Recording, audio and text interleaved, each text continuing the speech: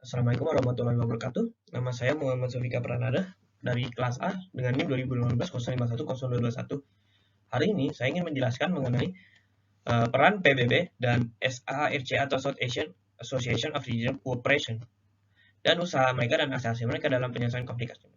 Jadi dalam presentasi ini saya ingin menjelaskan peran kedua organisasi internasional tersebut dalam konflik ini. Saya juga menjelaskan mengenai kedua negara yang sangat sedang berkonflik dalam konflik ini, yaitu India dengan Pakistan. Jadi sebelum saya memulai presentasi ini, saya ingin menjelaskan secara singkat apa itu konflik Kashmir. Jadi konflik Kashmir merupakan sebuah konflik yang terjadi di Asia Selatan antara kedua negara, yaitu India dan Pakistan, demi memperebutkan kawasan Kashmir. Mengapa kedua negara tersebut menginginkan kawasan tersebut akan saya jelaskan dalam presentasi saya. Jadi ada 6 poin pembahasan yang akan saya bahas dalam presentasi ini. Yang pertama adalah sejarah singkat antara India dengan Pakistan. Jadi dalam poin ini saya ingin menjelaskan apa saja hal-hal yang membuat kedua negara ini saling berkesinambungan dalam segi sejarah. Saya juga ingin menjelaskan secara singkat sejarah Kashmir dan bagaimana kedua negara ini memiliki klaim dalam kawasan tersebut. Lalu yang kedua adalah pentingnya Kashmir di mata India dan Pakistan. Jadi dalam poin kedua saya ingin menjelaskan apa yang membuat Kashmir menjadi sebuah komoditi atau sebuah kawasan yang penting bagi India dan Pakistan. Kepentingan apa yang mereka punya di di Kashmir. Apakah dalam segi politik atau dalam segi sumber daya alam akan saya jelaskan nanti. Lalu yang ketiga adalah perbandingan militer India dengan Pakistan. Jadi dari data yang telah saya kumpulkan, saya ingin menjelaskan perbandingan militer yang antara India dengan Pakistan. Apakah satu pihak lebih unggul dari pihak yang lain. Lalu yang poin keempat adalah peran SAARC atau South Asian Association Regional Cooperation dalam usaha penyelesaian konflik Kashmir. Tentu saja konflik ini telah merugikan organisasi tersebut dikarenakan beberapa hal. Salah satunya adalah kedua anggotanya yang saling berkonflik, yaitu India dan Pakistan dalam konflik ini. Dan yang kedua adalah konflik Kashmir yang sangat mengganggu proyek mereka dan juga sangat mengganggu juga tujuan dan misi mereka. Lalu yang kelima adalah peran PBB dalam penyelesaian konflik Kashmir. Tentu saja PBB yang bertujuan untuk menjaga perdamaian harus ikut serta dalam usaha untuk menyelesaikan konflik ini. Sehingga saya akan menjelaskan aksi apa saja yang telah mereka lakukan agar konflik ini dapat diselesaikan. Lalu yang terakhir adalah kesimpulan. Dalam poin terakhir ini saya ingin menjelaskan secara kesimpulan saya dalam peran-peran SARC dan PBB. Saya juga ingin memberikan saran saya dalam bagaimana konflik ini dapat diselesaikan. Baik, yang pertama adalah sejarah. Pertama adalah perlu diketahui bahwa anak benua India seperti banyak kawasan-kawasan di Asia berada di bawah jajahan negara Eropa.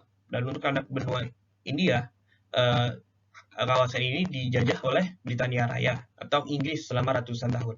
Akan tetapi pasca Perang Dunia Kedua, Inggris yang sumber daya mereka yang hampir habis dikarenakan perang tidak dapat mempertahankan tanah jajahan mereka dikarenakan sumber daya mereka yang kurang. Sehingga sama dengan negara koloni lain, Inggris mulai melepaskan negara-negara jajahan mereka. Dengan Inggris menjadi salah satu dari negara tersebut. Lalu bagaimana dengan Pakistan sendiri? Jadi Pakistan yang dulunya merupakan sebuah bagian dari India melepaskan diri dikarenakan beberapa faktor. Salah satu faktor yang besar adalah faktor agama, yaitu dengan Pakistan yang bermayoritas Islam dan India yang bermayoritas dengan Hindu. Lalu bagaimana dengan Kashmir? Jadi pada awalnya Kashmir merupakan sebuah entitas independen yang tidak bergabung dengan India dan Pakistan.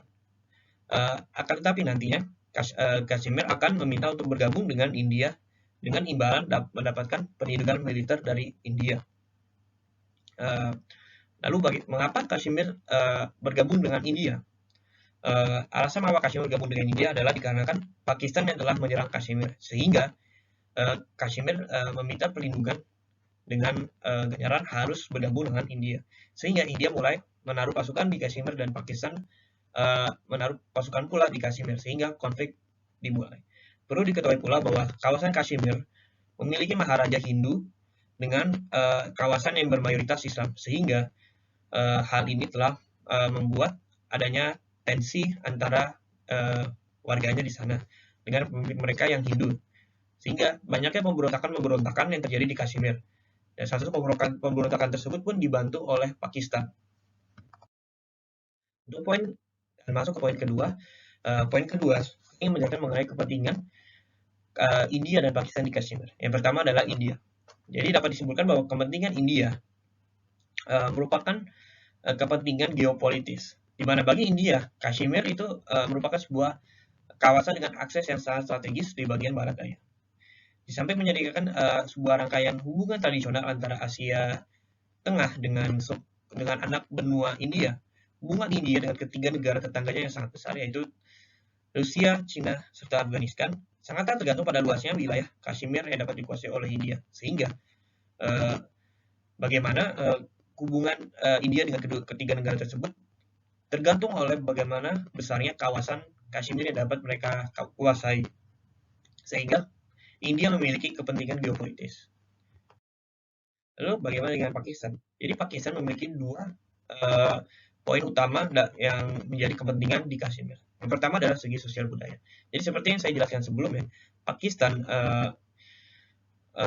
yang bermayoritas Islam menginginkan kawasan tersebut dikarenakan Kashmir sendiri pun yang memiliki mayoritas Islam. Hingga Pakistan sendiri pun telah membantu pemberontakan yang ada di Kashmir. Sehingga faktor agama menjadi salah satu faktor terbesar, faktor segi sosial budaya mengapa Pakistan memiliki kepentingan di sana. Lalu kepentingan kedua, dan menurut saya kepentingan yang paling penting adalah kepentingan pangan. Jadi perlu diketahui bahwa sungai-sungai yang telah mengairi Pakistan, sekitar 20 juta ekor tanah Pakistan ditumbuhi oleh padi, gandum, tebu, dan banyak pangan lain. Dan tidak hanya pangan, tanah-tanah tersebut pun ditumbuhi oleh kapas yang telah menjadi komoditas perdagangan. Sehingga apabila Pakistan menguasai Kashmir, maka Pakistan tidak perlu mengkhawatiri akan adanya krisis air, seperti yang terjadi pada 1948 dan 1952. Jadi dapat disimpulkan bahwa alasan mengapa Pakistan menginginkan Kashmir adalah agar tidak terjadinya krisis kelaparan dan agar roda perdagangan dapat tetap berputar. Dikarenakan komoditas-komoditas perdagangan yang dapat didagang seperti pangan dan juga kapas yang sangat bergantung dengan arus sungai, dengan beralurnya sungai. Lalu bagaimana dengan klaimnya? Jadi untuk klaim India sendiri, India memiliki klaim dalam Kashmir pun sudah menginginkan untuk bergabung dengan India, sehingga India pun mempunyai klaim yang sangat kuat. Lalu bagaimana dengan Pakistan? Pakistan memiliki klaim yang kuat dan menginginkan wilayah tersebut dikarenakan klaimnya yang sangat kuat, yaitu mempunyai wilayah-wilayah yang terdapat di Kashmir seperti Azad Kashmir, Gilgit, dan Baltistan yang meliputi sekitar 30% dari wilayah Kashmir. Dibandingkan dengan India mempunyai kawasan yang jauh lebih besar, meliputi sekitar 65% dari wilayah Kashmir, sehingga dapat disimpulkan bahwa Pakistan mempunyai 1/3 dari wilayah Kashmir. Walau jika dibandingkan dengan India sendiri, Pakistan mempunyai kawasan yang jauh lebih sedikit, akan tetapi 1/3 merupakan klaim yang sangat besar, sehingga mereka memiliki klaim yang kuat di Kashmir. Bagaimana? Untuk poin ketiga, saya ingin menjelaskan mengenai perbandingan militer India dengan Pakistan. Baik, jadi untuk India sendiri, India mempunyai 1,2 juta tentara dengan 127.000 personel aktif. Lalu untuk tanknya mereka mempunyai 3.565, lalu 3.100 kendaraan tempur infanteri, 9.719 artileri. Lalu untuk angkatan udara, mereka mempunyai 814 pesawat tempur. Lalu untuk angkatan laut, mereka mempunyai 1 kapal induk, 16 kapal selam, 14 kapal penghancur, 13 kapal fregat, 106 kapal patrol, dan 67.700 personel angkatan laut. Untuk Pakistan sendiri, Pakistan mempunyai 560.000 tentara, 2.486 tank, 1.605 pengangkut personel lapis baja, 4.472 senjata artileri. Itu angkatan darat. Untuk angkatan udara sendiri, mereka mempunyai 425 pesawat tempur. Lalu bagaimana angkatan laut mereka mempunyai 9 kapal fregat, 8 kapal selam, dan 17 kapal patrol. Walau terlihat India mempunyai kelebihan, dapat lebih unggul dari Pakistan, India mempunyai masalah besar, yaitu masalah logistik. yang memperlambat jalannya tentara mereka, sehingga hal tersebut menjadi sebuah deteran atau sebuah masalah besar bagi India itu sendiri. Lalu untuk sekarang saya ingin menjelaskan mengenai peran SAARC dan PBB. Sebelum saya mulai peran mereka, saya ingin menjelaskan apa itu SAARC. Jadi SAARC atau South Asian Association of Regional Cooperation merupakan organisasi internasional yang terletak di Asia Selatan, terdiri dari 8 negara, yaitu ada India, Pakistan, Maladewa, Bhutan, Bangladesh, Sri Lanka, Nepal, dan Afghanistan. Ulang.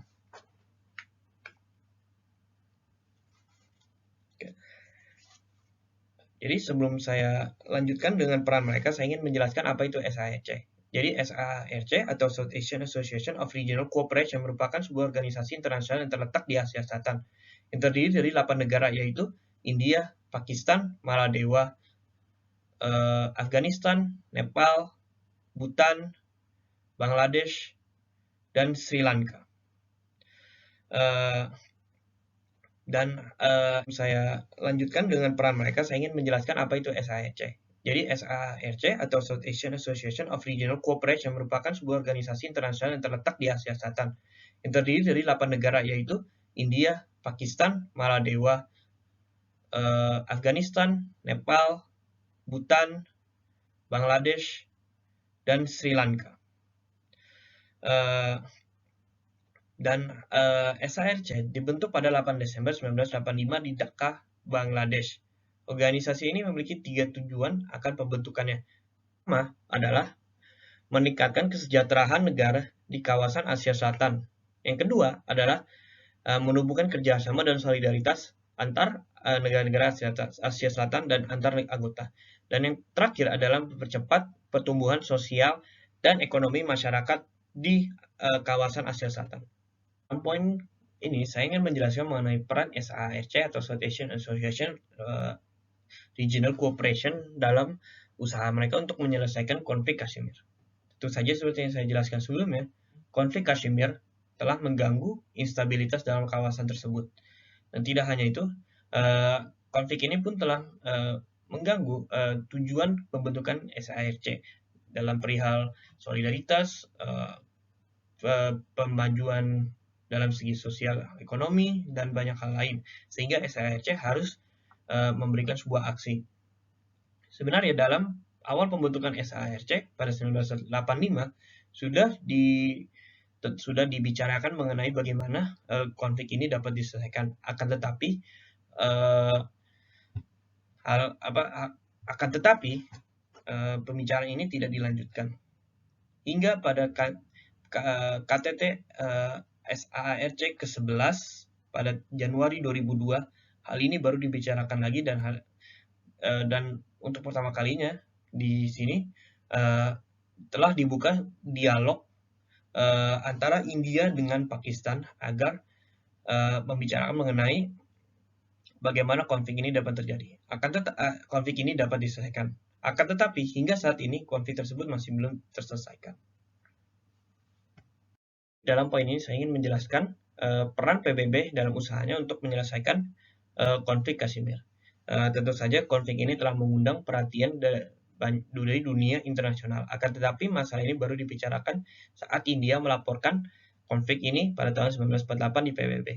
Dan sejak saat itu PBB membentuk sebuah komisi khusus demi menyelesaikan konflik ini, yaitu UNCID, yang berkepanjangan dari United Nations Commission for India in Pakistan, yang terdiri dari 3 anggota, yaitu Amerika, Belgia, dan Argentina, yang nantinya akan bergabung 2 negara lagi, yaitu Kolombia dan Cekoslovakia.